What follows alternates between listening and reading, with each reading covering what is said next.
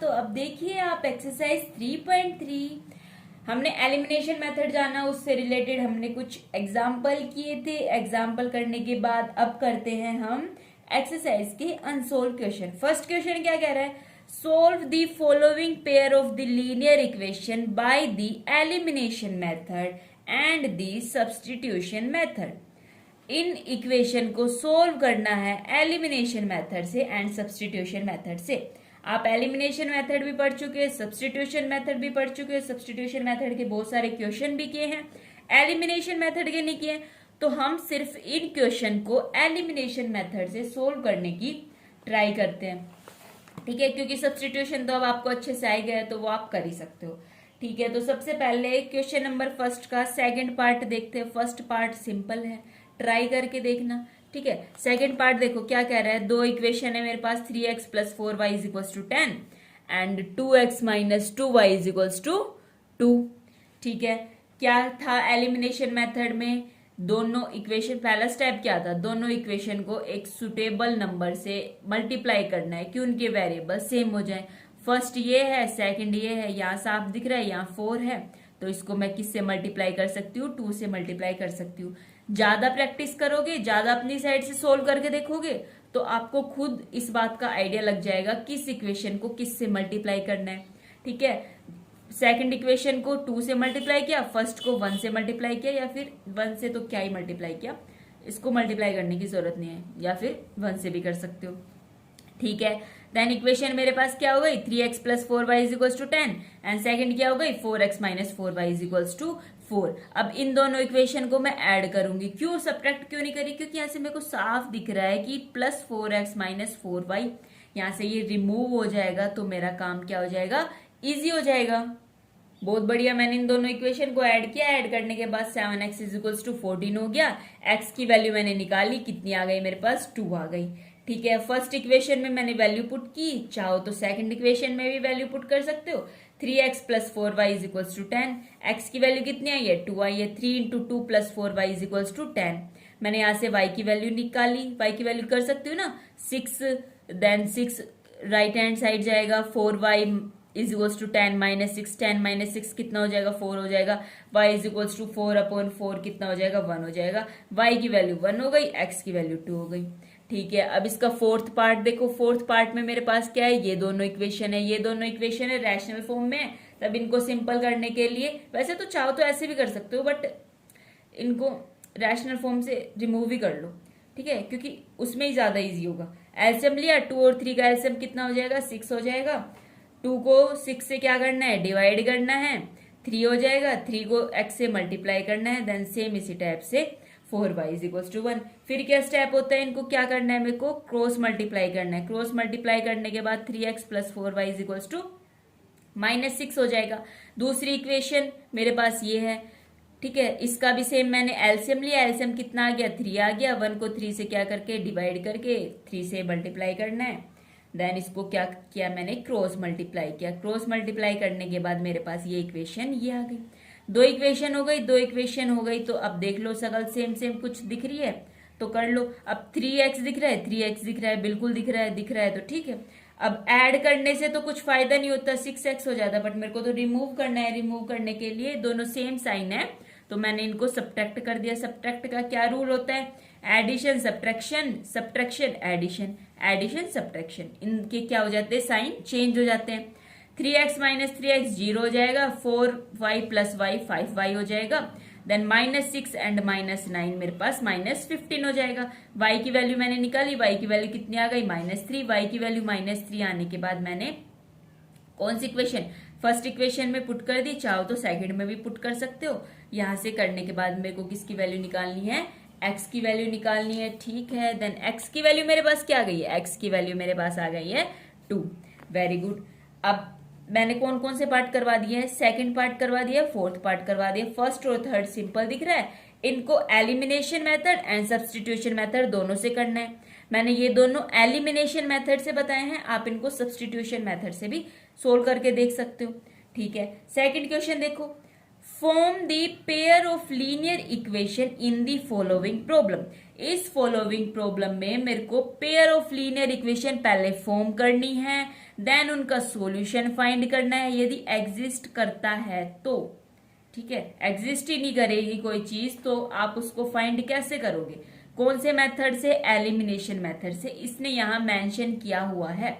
एक चीज ध्यान रखना है, यदि एग्जाम में आपके पास मेथड मेंशन हो कि इसी मेथड से करना है तो उसी मेथड से करना है।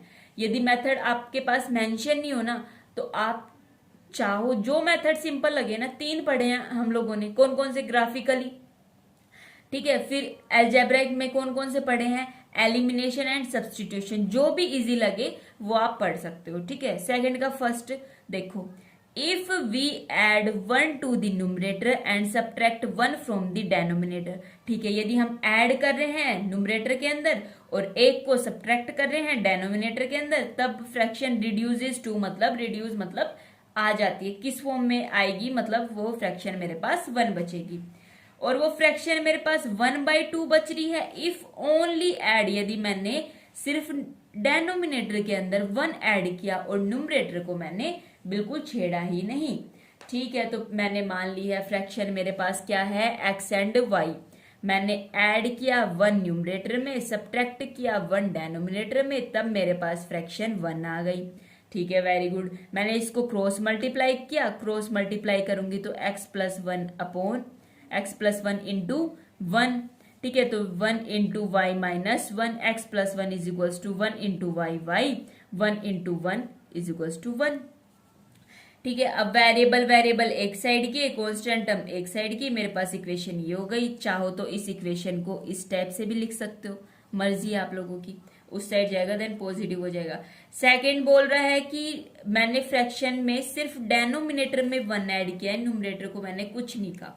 ये फ्रैक्शन थी, इसमें डेनोमिनेटर में 1 ऐड किया है, न्यूमरेटर को मैंने कुछ नहीं कहा, तब वो मेरे पास कितनी हो गई, 1/2। ठीक है, देन इसको मैंने क्या किया, क्रॉस मल्टीप्लाई किया, 2x is equals to Y plus 1। Equation मेरे पास क्या हो गई है, ये हो गई है। एक इक्वेशन ये हो गई है, दूसरी इक्वेशन ये हो गई। कुछ शकल सेम सेम दिख रही है, हाँ, इसके पास भी -y दिख रहा है, इसके पास भी -y, लेकिन देखो ये भी नेगेटिव y है, ये भी नेगेटिव y है, दोनों के साइन सेम है। देन मैं क्या करूंगी, सब्ट्रैक्ट करूंगी। दोनों के अपोजिट साइन होते तो मैं क्या करती, ऐड करती। ठीक है, देन मैंने इनको सब्ट्रैक्ट किया। सब्ट्रैक्ट कैसे करते हैं, साइन मेरे पास क्या हो जाते हैं, चेंज हो जाते हैं।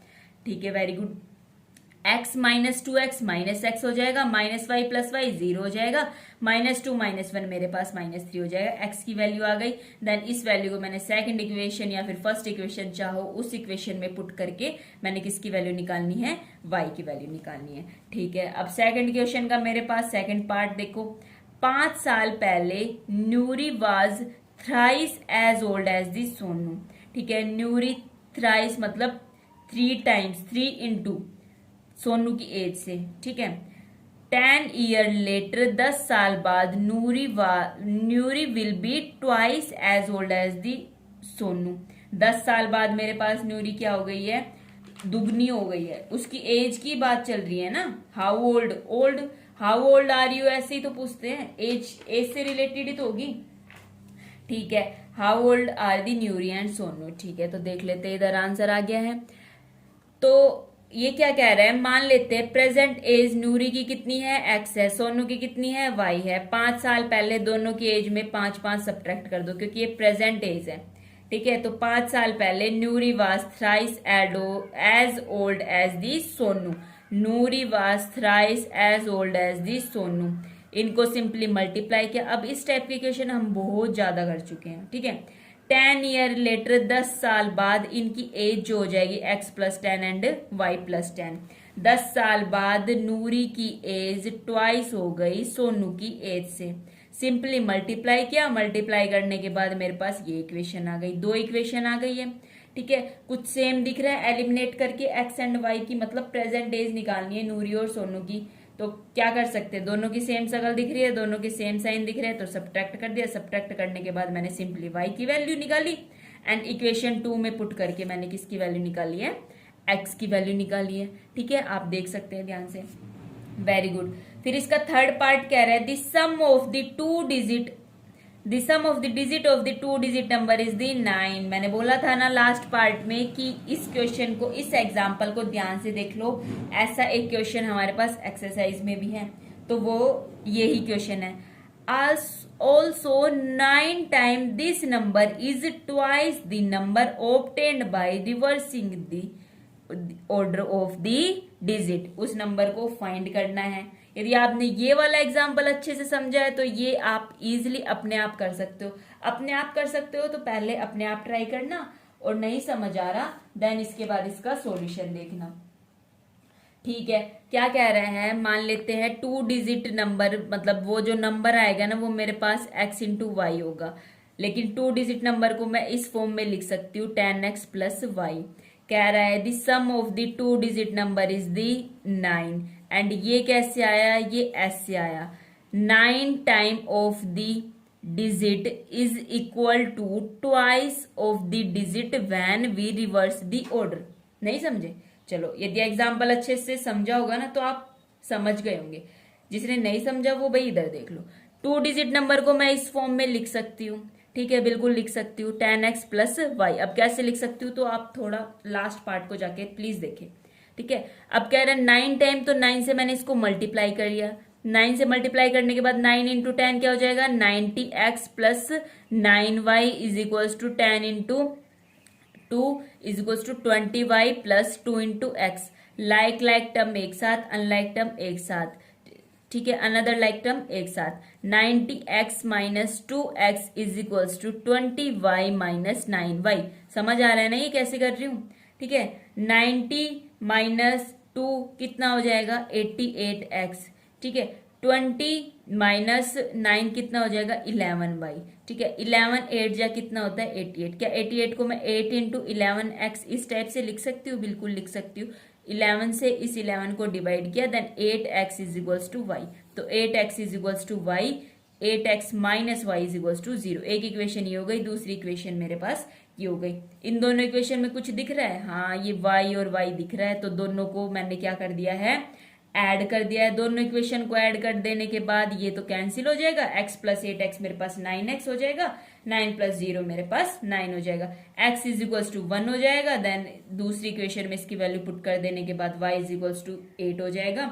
और हम इसको चेक भी कर सकते हैं। क्या कह रहा था ये, 9 time of this number, number क्या है मेरे पास, x इंटू वाई, x क्या है 1 है, y कितना है 8 है, 18। 9 time of this number is equals to twice time of reversing of this number. ठीक है, क्वेश्चन को ध्यान से पढ़ के देखोगे, देन इनको मल्टीप्लाई करके देखोगे, सेम नंबर आएगा। लास्ट दो क्वेश्चन कह रहा है, Meena went to bank to withdraw रुपए 2000। ठीक है, she asked to the cashier to give her 50 and 100 rupees note only. Meena got 25 note in all. Find how many note of रुपए 50 and रुपए 100 she receive. ठीक है, मीना बैंक में गई भाई, उसको है ना 2000 रुपए निकालने थे। उसने कैशियर से कहा कि भाई मुझे है ना सिर्फ 50 के और 100 रुपए, 50 और 100 रुपए के ही नोट देना। ठीक है, मीना ने 25 नोट लिए। तब आप लोग बताओ कि उसने कितने तो 50 के लिए है रुपए और कितने उसके पास 100 है। हमें नहीं पता, तो मैंने क्या किया, इसको लेट कर लिया। 50 के मान लिया मैंने x लिए हैं, 100 के मान लिया मैंने y लिए हैं। Then the 50x plus 100y is equal to 2000। ये क्यों कर दिया, क्योंकि देखो क्वेश्चन क्या कह रहा है कि टोटल कितने लिए हैं, 2000 लिए हैं, 50 के लिए हैं एंड 100 के लिए हैं। देन 50 रुपीज कितने लिए हैं मेरे को नहीं पता। ठीक है, 100 रुपीज कितने लिए हैं मेरे को नहीं पता। ठीक है, ये बात समझ रहे हो ना। मान लिया कि एक नोट मेरे पास x है, देन दी 50 नोट मेरे पास कितने होंगे, 50 इंटू एक्स। बताया था पीछे क्वेश्चन में भी, तो सेम उसी टाइप से 50x plus 100y is equal to 2000। अब इसके पास भी 50 है, 52 जा 100, 54 जा 50 इंटू 40 सॉरी, ठीक है, 50 इंटू 40 मेरे पास कितना हो जाएगा, 2000। ठीक है, मल्टीप्लाई करके देख लेना। देन 15 कैंसिल कर दिया left hand side and right hand side से। ठीक है, फिर कह रहा है उसने टोटल 25 नोट लिए। मान लिए ये 50 के जितने भी नोट लिए उसने, और जितने भी उसके पास 100 के नोट लिए, इन दोनों को मिला के मेरे पास कितने हो गए, 25 हो गए। ठीक है, अब इस इक्वेशन को इन दोनों इक्वेशन को सब्ट्रैक्ट करूंगी। क्यों करूंगी सब्ट्रैक्ट, ऐड क्यों नहीं कर सकती? मेरे को यहाँ भी x दिख रहा है, यहाँ भी x दिख रहा है, x में से x रिमूव हो गया, x माइनस एक्स 0 हो गया, 2y माइनस वाई मेरे पास y हो गया, 40 माइनस 25 मेरे पास 15 हो गया। देन x की वैल्यू मैंने निकाल ली, कितनी हो गई, 10 हो गई। तब कितने 50 रुपीज के नोट कितने थे उसके पास, 10। 100 रुपीज के नोट कितने थे उसके पास, 15। ठीक है, अब लास्ट देखो, लास्ट क्या कह रहा है, a lending library has the fixed charge. ठीक है, एक लाइब्रेरी का फिक्स चार्ज है पहले 3 दिन के लिए, और एडिशनल चार्ज है आप जितने दिन आते जाओगे। सारथी पेड ₹27 एक बुक रखने के लिए 7 दिन तक, जबकि सुशी ने कितने पेड किए, ₹21 एक बुक रखी उसने 5 दिन तक। फाइंड करना है उसका फिक्स चार्ज और charge for the extra day. ठीक है, समझने की कोशिश करो। एक लाइब्रेरी ने रूल बना रखा है कि यदि आप 3 दिन तक रखोगे तो जो उनका फिक्स चार्ज है ना, एक बुक को 3 दिन तक रखोगे तो जो फिक्स चार्ज है वो ही पे करना पड़ेगा। 3 दिन से यदि आप ज्यादा रख रहे हो जितने भी दिन, उसके लिए वो एडिशनल चार्ज मेरे पास लेते जाएंगे। फिर कह रहा है कि सारथी ने ₹27 दिए, भाई उसने 7 दिन तक बुक रखी थी, और सुशी ने ₹21 दिए, उसने 5 दिन तक बुक रखी थी। तो आप लोग बताओ उस लाइब्रेरी का फिक्स चार्ज कितना है और उसका एक्स्ट्रा चार्ज कितना है। एडिशनल चार्ज मान लो, एक्स्ट्रा चार्ज मान लो, मेरे को नहीं पता तो मैंने इन दोनों को लेट कर लिया। फिक्स चार्ज मैंने x मान लिया, एडिशनल चार्ज मैंने y मान लिया। ठीक है, वेरी गुड। अब सारथी ने कितने दिन तक रखी थी, 7 दिन तक रखी थी। कितने रुपए देने पड़े, ₹27 देने पड़े। अब देखो x तो मेरे पास फिक्स है, इतने तो देने ही पड़ेंगे, प्लस उसने कितने दिन और रखी, 4 दिन और एडिशनल चार्ज के लिए। अरे टोटल 7 दिन रखी थी, 3 दिन के लिए तो फिक्स चार्ज उसने दिया। ठीक है, लेफ्ट कितने बचे, 4 दिन। 4 दिन के लिए उसको एडिशनल चार्ज पे करना पड़ेगा, और उसने टोटल इनको मिला के ₹27 दिए। सेम इसी टाइप से सुशी ने स्टार्टिंग के 3 दिन के लिए तो इतने, फिर उसने 5 दिन ही रखी थी, तो बचे हुए 2 दिन के लिए 2y, और टोटल रुपए उसने कितने दिए, 21 दिए। दोनों इक्वेशन को सब्ट्रैक्ट कर दिया, x minus X 0, 4y minus 2y is equals to 2y, and the 27 minus 21 is equals to 6। Then y कितना आ जाएगा, 3 आ जाएगा। अब इस y इज इक्वल्स टू 3, इस वैल्यू को मैंने इसमें पुट किया, 3 इंटू 2 मेरे पास कितना हो गया, 6, x plus 6 is equals to 21, x is equals to 15। ठीक है, तो इसी के साथ ये एक्सरसाइज यहीं एंड करते हैं। ये चैप्टर भी यहाँ खत्म हो गया है। आई होप आप लोगों को ये चैप्टर समझ में आया है। यदि नहीं समझ आया तो आप प्लीज मेरे को बताना। फिर इसके बाद हम मिलते हैं next chapter number 4, quadratic equation. ठीक है, तो तब तक के लिए बाय बाय।